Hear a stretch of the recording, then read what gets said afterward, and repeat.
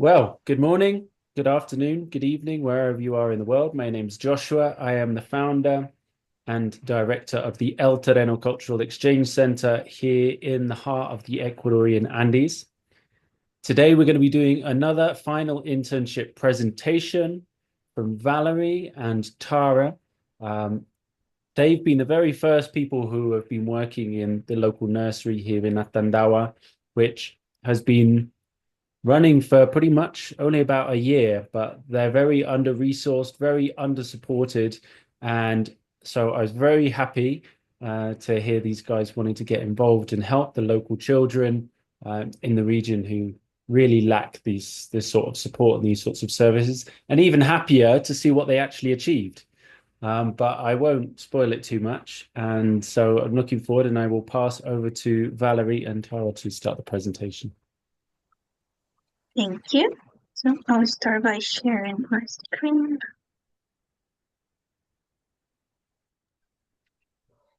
Can you see that just fine? Okay. So thank you so much, Joshua. Welcome everyone to Seeds of Hope. This is our project, Paradise. And yeah, just give you a little bit of background on my project because I will be starting. The Atandahua Nursery has just been operating around 1 year in the community of Atandahua.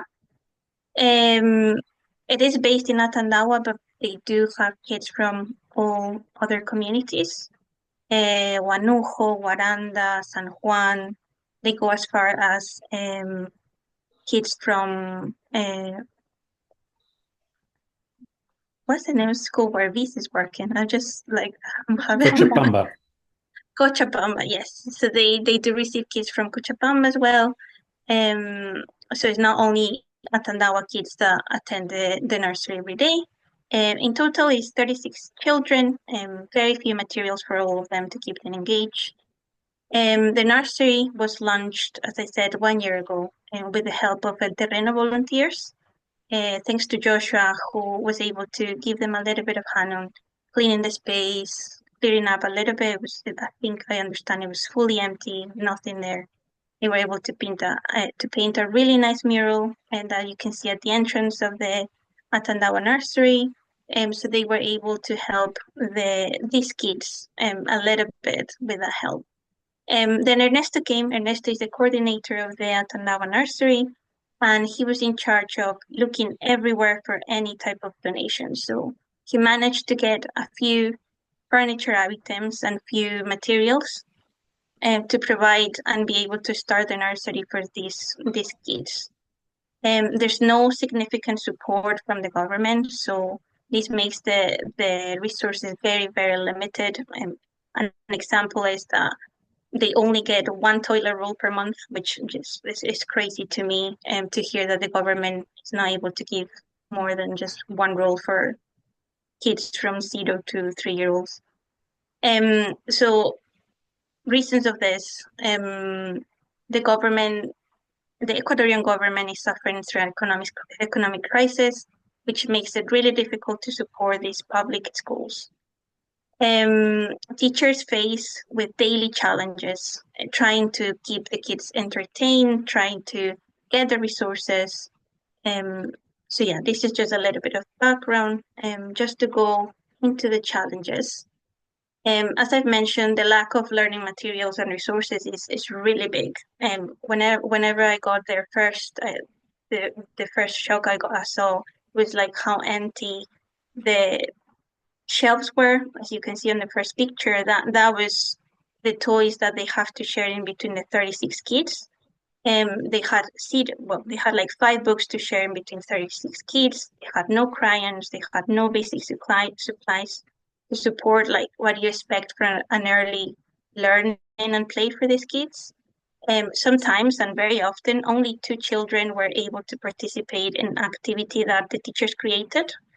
So as you can imagine, the other 34 kids were just sitting there looking without being able to participate because they didn't have the capacity of providing them the materials.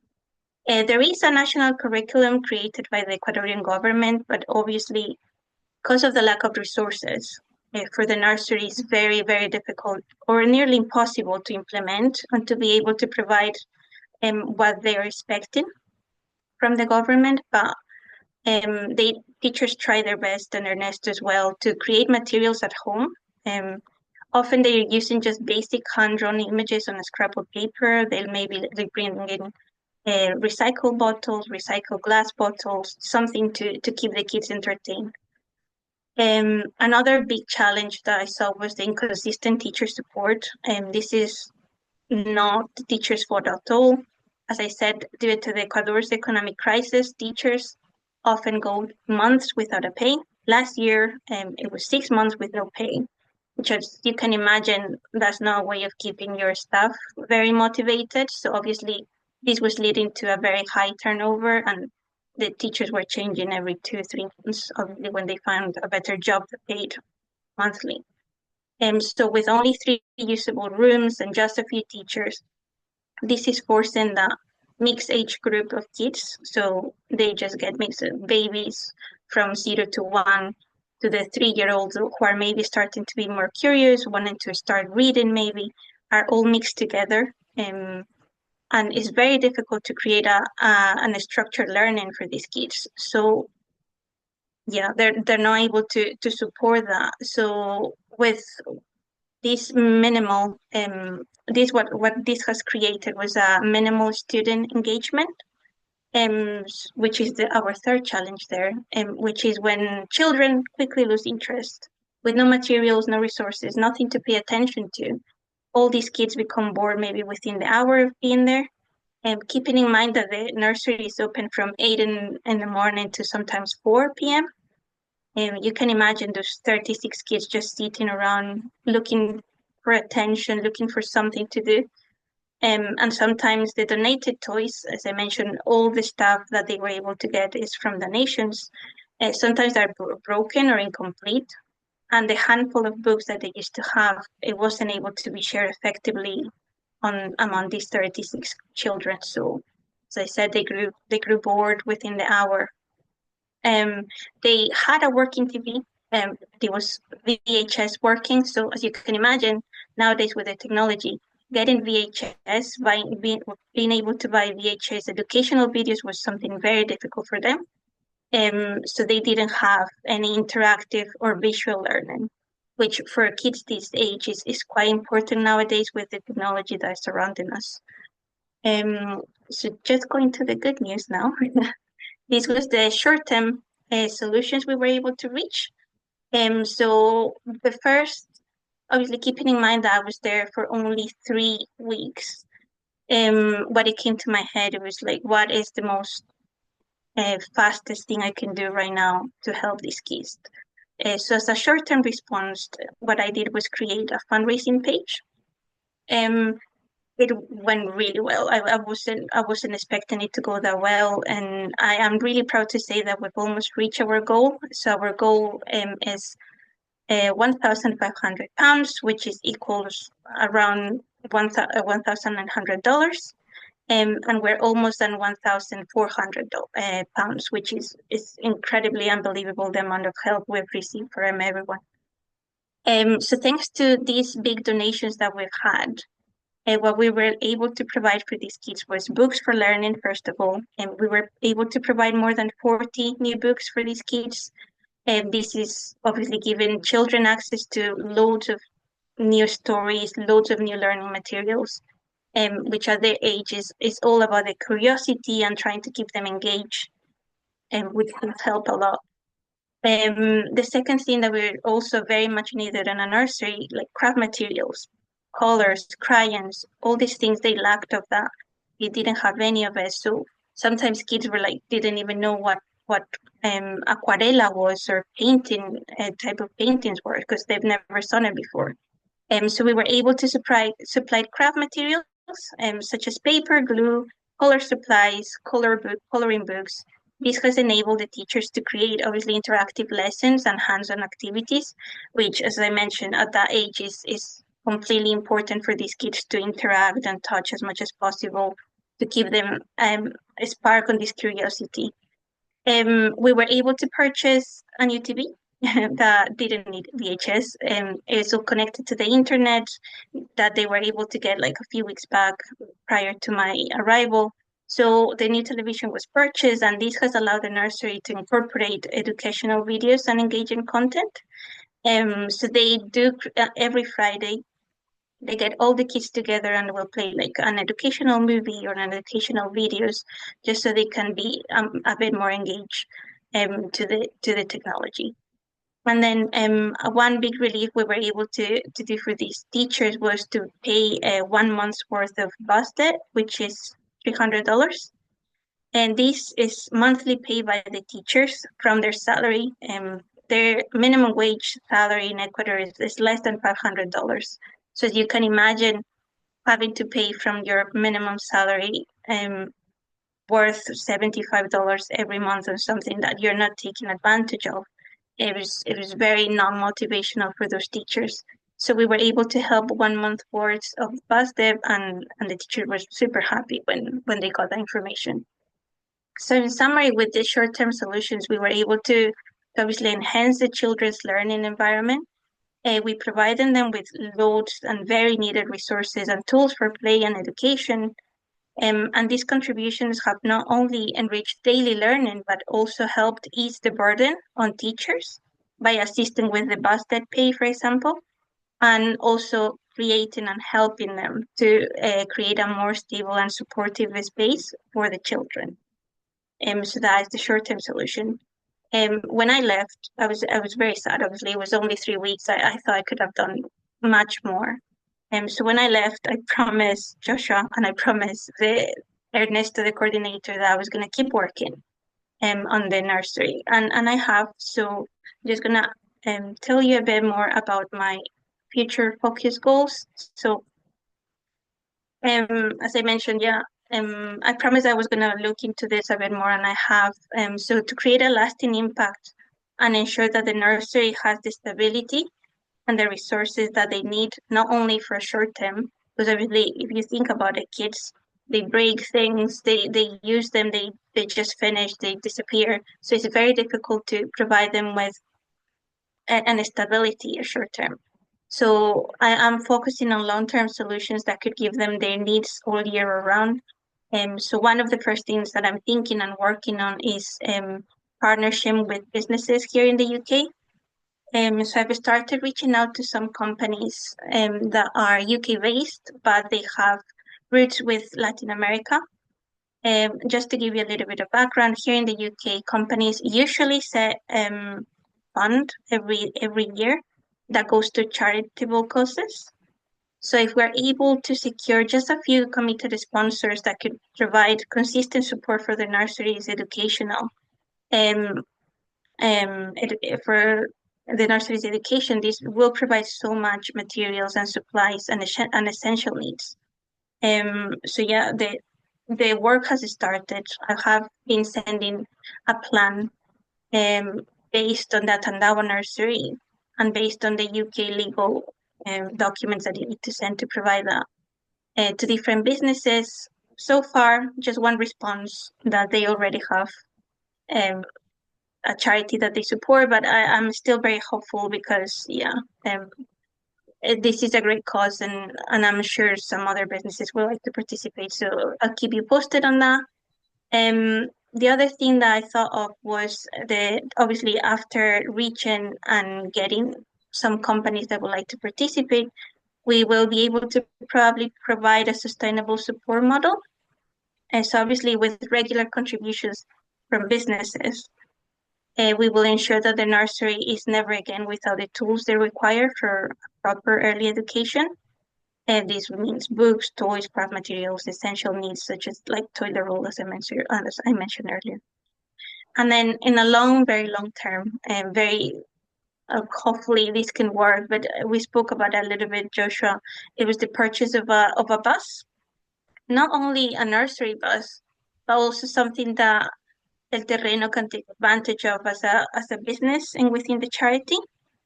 But obviously, focused on the nursery, I'm thinking that it could be reliable transportation for the children. Obviously, a very big relief for these teachers.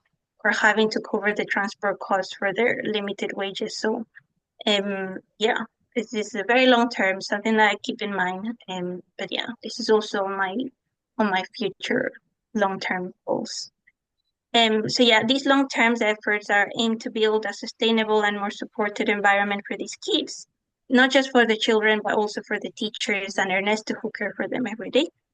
So yeah, that's me. Thank you so much. Now I'll pass you to Tara, that she's going to be speaking about her project. Thanks. Thank you, Valerie.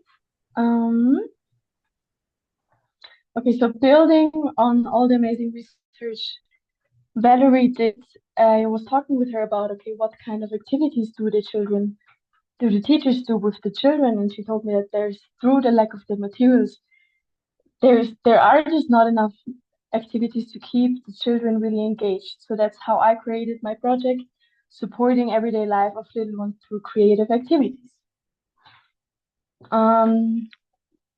So the motivation and problem statement, as already Valerie earlier said, there is this big lack of materials, and that makes creative playful learning really, really difficult. So the children are missing out on cognitive and creative educational content. So for example, on the right side, you see these photos so they have each week, they have a topic, and in this week, clothes were the topic. So this is a class of 15 children with the age of 3 to 4 years. And on the upper photo, you see that were the materials they had to teach this important topic to the children. So this is just a big indication of how few materials are there here really for supporting the children with educational content, which is really important. So also what I also noticed in my activities as well, the children need really individual care at that age and support. So you have 36 children, but you only have 5 teachers to take care of that and to teach them different topics.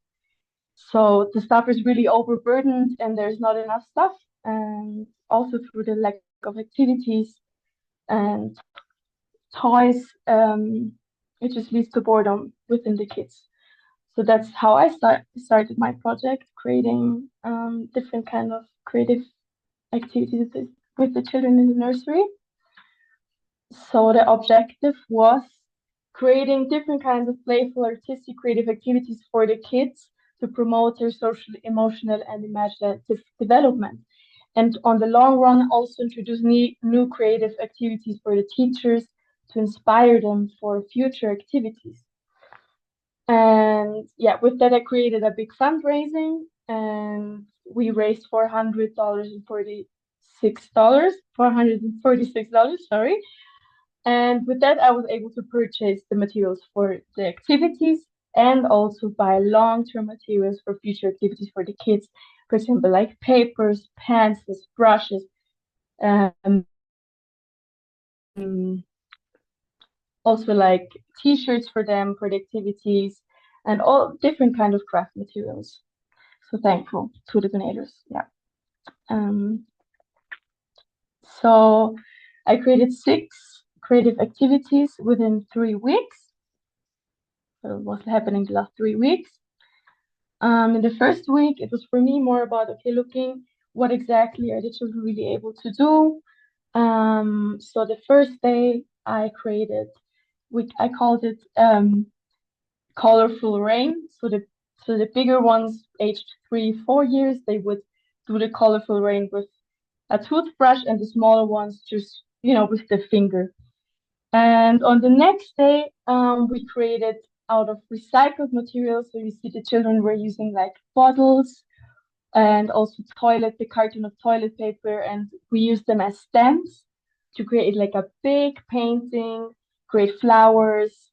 And for me, it was really nice to see because the children really communally created something together, and there was also this sense of communal working together within the children, and this was also a great learning, I feel like, for the children. So in the second week, we created kind of abstract paintings through stamping the other part of the paper, and we created like butterflies in the first day, and then the second day, the children were supposed to collect different leaves in their garden. And on the day after, I would do an activity with the children. So they would, need to create the upper part of the tree with the leaves and use the leaf as a stem. And this was also a great way of connecting an activity outside with creative expression, with a creative artistic activity. And on the third week, thank you, Valery. Fitting to the week of Easter, we created Easter bunnies with like stencils I made of paper, and the children were supposed to, use the sponge and sponge the color on the paper, and then we would take off the stencil, and they would see the amazing form of an Easter bunny. The children were really engaged through all of the activities, and with the amazing help of teachers, I was able to do these activities because, as I said earlier, it is really important for the children in that age to have, individual support. On the next and sadly the last day, we created also again like abstract huge paintings with bubbles. So I used food colors, soap and water, and with that, and also like a recycled material. With that, we created the children could create bubbles, and then we had like huge 5 different abstract, colorful paintings, and it was really, really fun that day. These were all of my activities. Coming to the impact. So the teachers and children were able to immerse themselves in a new form of activity because we created creative artistic activities that support their cognitive development. And the teachers were inspired for future activities with the children. They explored new forms of didactic learning because, for example, they never did like artistic creative activities with the children before the last 3 weeks. So there is definitely this big impact on inspiration towards the teachers and Ernesto. And on the picture, you see the teachers, me in the middle, the donations I was able to buy on the long term, in Ernesto, the school coordinator on the left side. So we were also able to buy materials for long-term use for future activities. And I will also keep in touch with the school coordinator, Ernesto, to maybe send some new ideas for new activities and motivate and just inspire and keep in touch. And above everything, the most important was that the children had a lot of fun and just had a great time. And yeah, that definitely happened. Of course, there is the long-term input is that the teachers really like regularly keep on doing these activities which support the development of the children, and that's what we really hope for. I feel like Valery and me, we purchase them with materials, and now it's actually up to them if they will keep on doing activities to support the development of the children. And of course, maybe Valery, if there's a way of finding a sustainable impact for purchasing the materials, because at some point the materials will be empty and they will need new ones. And yeah, I really hope we can find a solution. But I feel like already our impact has been great and big and amazing. And yeah, I'm really thankful also for your help, because without your help, I wouldn't have, created my project that easily, and with your research. And yeah, so that was it from my side. And now I'm saying thank you to everyone who was part of it, and also for your attention and for your donation. Thank you. Thank you. Thank you very much, guys. Wonderful. I think the thing that's like standing out for me, seeing you put that all into one piece of work, is how you guys complemented each other in the sense of, Valery, you came in with quite a kind of strategic, I've only got a few weeks, how can I make the biggest impact in the smallest amount of time? And you did amazing well raising that amount of money that can go directly to the nursery. And I went down today with Tara to go and kind of do a final evaluation with the teachers, and I was just like, it looks completely different. Like they've now got things on the shelves, they've got things on the wall. It's beginning to really look like a really warm, welcoming space. Um, Inspiring, I think, for kids of that age to have all of that. Um, and then Tara, you really brought that like personal human touch with directly doing the activities with the kids. And I think together that's like a really inspiring approach for the people who work there, for everything that you kind of like. There's different ways to care and support, because I think the money is the biggest barrier that they face. And the fact that they haven't been paid, but even so, they're still paying for transport so the kids can even get to the nursery in the first place. So they've got a job. I mean, that's just who would pay to work? Do you know what I mean? Um, so that's like really important. And you're also showing this is how things can be done and setting, and Tara, even though you haven't had experience working with kids of that age, you did it with a lot of confidence and a lot of creativity. And I think even the fact, because I think some of the teachers don't have huge amounts of experience either. So again, you led by example of showing with a bit of motivation, creativity, and inspiration, you can actually do something really meaningful for the kids. So I'm grateful to both of you for all your really hard work. Thank you so much. I've got a couple of questions. What do you think, and either of you can answer this, or just one of you, what do you think the impact would be if this service wasn't available at all? Like, what does it mean for the long-term development of these children and what this impact means for their young lives? What I don't exactly know. do you mean with service? So if there was no nursery, and then there's the nursery with all of these activities and all this sort of stuff, what difference do you think that makes in the long term for the children? I think at that age is just so important. Like that's when your brain is developing, and that's when you need to be most output and be showing loads of things.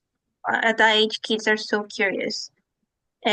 Without a nursery, not only for the parents who sometimes cannot even feed the 3 meals they get there, will be completely bad for those kids who might not even be able to have food at their homes. It's just the fact that they also put into like experiencing new things that at home they might not be able to be provided to. Being together with other kids, being able to share, learn to share, being able to know how to play with other kids. The life of farmers sometimes can be very lonely, and in families you sometimes only experience and share time with siblings, cousins. No, you don't get to experience the outside world sometimes. So these spaces are completely important for kids everywhere in the world. Without them, like I think it will grow like very lonely, very introvert, not knowing how to develop. Whenever they get to school, they'll be completely shocked whenever they get to school and they don't even know what are they doing there. What am I doing? What am I doing here, sitting with all these strangers? So they learn new things. You help them develop when they enter into school. Was my opinion. Yeah, I totally agree. Yeah. So I don't know. In the long term, for nurseries are just like so important everywhere on the world. It doesn't matter like a third world country, a first world country. Like nurseries is where kids are start to learn how to be humans and adults and how to experience in this world. So it's important that we give them enough resources to be able to provide that whenever they get to school and they don't get like a shock of what am I doing here. And we've touched on the motivation of the teachers and maybe the experience of the teachers. Um, Obviously, some of that is financial, but is there any kind of training that or support that you think the teachers could benefit from so that they can do their work even better?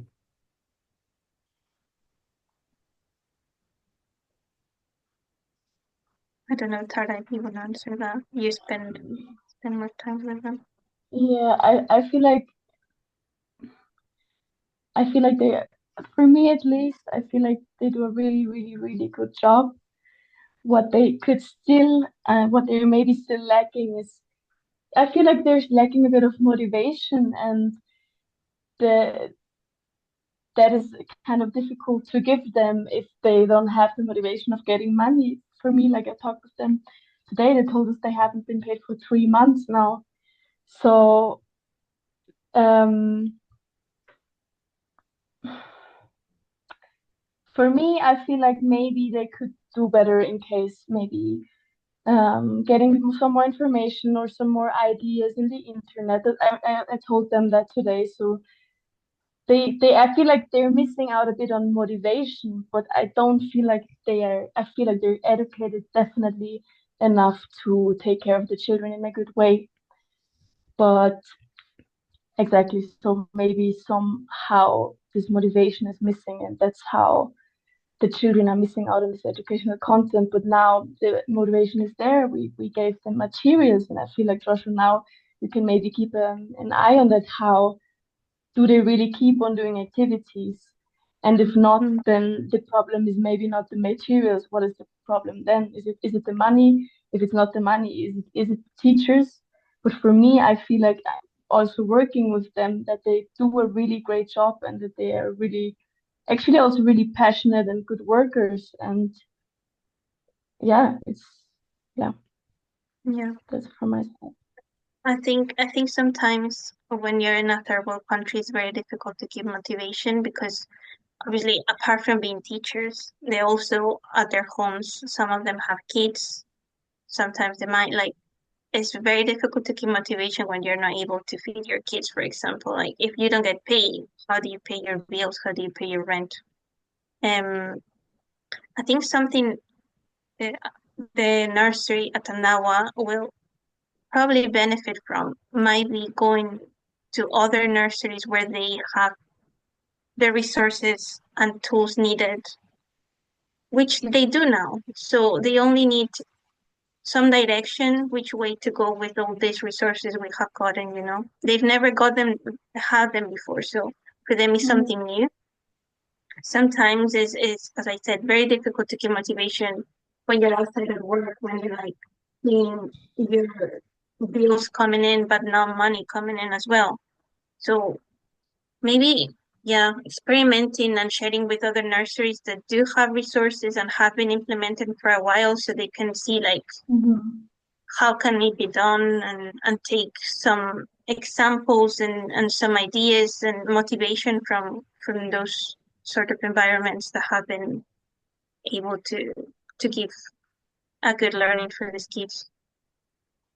And I also feel like Ernesto has a lot of ideas and a lot of experience Yeah, already working with kids, and maybe that he tries to coordinate it maybe a bit better, tries to motivate them better, and but they're already going forward there. I feel like they're already making a process in that, and it is getting better. And yeah, yeah, also with yeah. our impact. Yeah. Yeah, I saw as I said, I wasn't there for long, but I remember the first time I met them, and I got the impression that they didn't want me there. I was like, oh God, why am I doing here? I Mhm. felt like a stranger. But then the more I was spending time with them, and telling me their story of like no pay, no resources, kids not happy there. It's like I understand why you receive me like this and why you're feeling this way. Because I compare it with the last day I saw them. Smiling, making jokes, taking care of the kids, playing. It was such a huge difference that just a few materials did on those teachers. It was just like unbelievable. So as I said, as a long term, we can provide them with year-round resources so they can always be motivated and happy and have all the necessary materials to provide a good learning environment, you know. Yeah, thanks. Yeah. And that leads on nicely to the next question.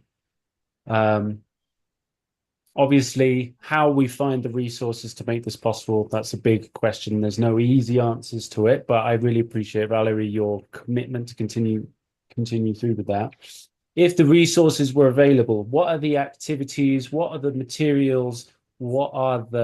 Is there any improvements in infrastructure that's needed in order to continue improving the service and the activities that take place?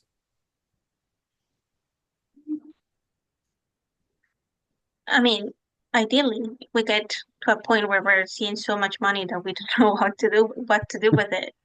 Probably make use of those other 2 rooms that we have there to split the kids even in smaller groups, so the learning can be provided more individual even, or like very small groups. But obviously that will also lead to more teachers, and yeah, I think it's a very difficult question. If we have the money, we're able to also provide more training for those teachers, maybe taking more ideas from other types of learning that maybe hasn't reached Ecuador yet. Yeah, so many things can happen if we get lots of businesses participating on this fundraising project. From my side, what I also observed is that they're still missing out a lot on like didactic learning materials. And I feel like that would be amazing to purchase, because now the teachers have the different kind of materials, but what do they do with that? So somehow it would be nice, as you said, some kind of training that they kind of learn, okay, what kind of different activities can we do? I already told them and told you guys there's so many ideas and possibilities, and you find them all in the internet. But it all, in the end, it comes all down to the motivation of the teachers. Will they do it? Mhm. And so also the mentor I was working with, Paola, she specialized in working with children in that age, and maybe if there is enough, would be an idea. Maybe if there is enough money, she could come once per month or once per week and do some kind of learning activities, or maybe she comes there and trains them a bit, because I feel like she has a lot of knowledge on especially working with kids that age and teaching them and educating them in different kind of topics. And I think that's a step forward as well, like the training of the teachers and a bit of like more didactic materials for the children. Yeah. Great. I like that idea a lot. Thank you. Sandra, just wondering whether you've got a question you'd like to ask. Thank you for your presentations, girls. Yes, very interesting. What came to my mind was what Tara said now in the end. Supporting the teachers is the most important thing. I'm also a teacher, music school teacher, and giving them ideas in their heads is, I think, it's the main thing what comes to my head now. And Joshua, I don't know if you have it on your mind to send in further projects also interns there from your project. Hopefully you will. Absolutely. Yes. Okay. And was what I also thought when Tara sent the photos of the classrooms there, it was kind of this completely empty. Oh my God! I mean, children need materials. How could they interact with something? And she went to, as her sisters did, went to a Montessori school, and they had a lot of didactic materials, but they made it a lot of these materials on their own, the teachers. So it was not bought in the internet. So, but it still comes to the same point. It's the motivation of the teachers and the resources, of course, for them. So this. Yeah, I mean, you find everything in the internet. You find didactic videos, clips, how to make something, how to produce. But if people are sad and then they are of course engaged less. So I really hope for this project that you really, with your project, Joshua, will really keep in touch with them and always push some energy there. Also, like people, it's not everything about money. It's new faces coming there and doing some social media information, putting it on the internet, and people are interested about it, and so that's what came to my mind about it. Like, Great, thank you. And yeah, go on, Tara. sorry, for example, also Paola, like the woman I was working with, she told me a lot of different kind of self-made didactical materials. So maybe, Joshua, for you in the future, if someone will be interested in working at the nursery, you can really connect that to Paola because she really has that knowledge about, teaching children in that age and making fun activities and engaging activities. And yeah. Yeah. I mean, it's to give you guys a bit of context, it's been really interesting because how the nurseries work here in this region is that the government pays for 80% of the costs, and that's mainly the labor and the food and all of those basic stuff. And then they also have what's called a contraparte, or so a partner, which is usually a charity, which basically coordinates, delivers everything, and they're also supposed to have the other 20%, which works out as about $8,000, to pay for didactic materials and all that sort of stuff. Unfortunately, it doesn't work like that because these charities don't have the other 20%. They just make it work with the 80% they receive from the government. And as we've already said, because of the economic crisis, these funds are coming much later and later, up to 6 months, sometimes longer, before they actually reach the charity. So, we've been thinking about how can we be one of these charities that is the direct support, but actually we're looking at potentially reframing it of how can we actually just be value added to what's already taking place? How can we make sure that the kids get the materials? How can we make sure that the transport costs are covered so that the workers don't have to pay for it there?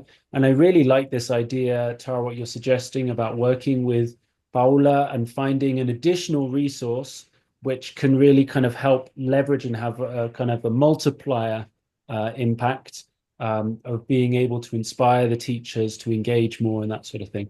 And that's, Sandra, what you say as well. This nursery internship is something new that's just opened. And you guys have really led the way as an amazing start of how things can be done. So we are very much open to anyone who might be watching this presentation who's interested to arrange a call with myself, and we can talk through what sort of things that you can do and what ideas you can bring to help take this forward. And we're only talking about the nursery in Atandahua. In the region that we serve, there's an additional 3 nurseries that need help as well. So it's almost like a limitless amount of work that needs to be done. But I think the work that you've done has really helped to clarify what are the key needs and challenges, and also what are some of the solutions of how we can go forward.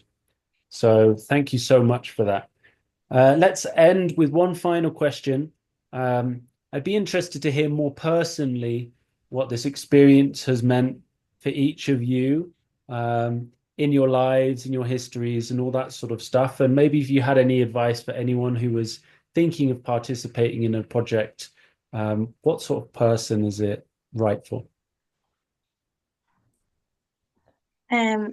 For me, I think it has been one of the biggest impacts I've experienced in my life.